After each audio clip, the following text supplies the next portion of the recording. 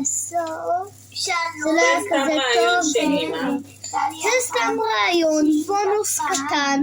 אנחנו יכולים לשבור את זה. שבורים את השוקולד מריר פרווה למי שרוצה פרווה. רגע.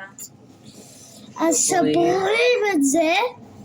יש להם איזה טיפוש. רואים, אפשר לכנס את האף עם.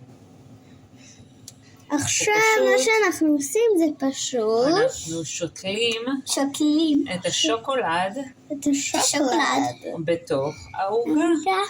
ואז כשהעוגה תצא, אנחנו שמים את השוקולד בתוך בפנים, את רואה? תכניסי. שלומקי תכניס אבא. ככה. לא, אבל הכנסתי פה, שים פה.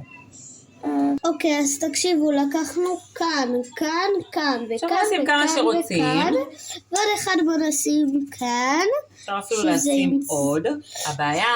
ואז לאנשים יהיה מוחבא והם יגידו, יואו. כבר נהיה מתוק מדי. אם שמים יותר מדי זה נהיה מתוק. יופי. יאללה. בואו נמשיך. יש פה יותר מדי טעימות. כן, עכשיו אנחנו מדליקים את התנור. כמו שהיא אמרה. אנחנו שמים, די עם הטעימות. אנחנו שמים את הבלילה. די. אנחנו שמים את הדבר הזה. את העוגה בתנור של חום בינוני, 180 מעלות. תמיד שמים את זה באמצע. בשביל שזה יקבל חום שווה גם למעלה וגם למטה. ערך חצי שעה.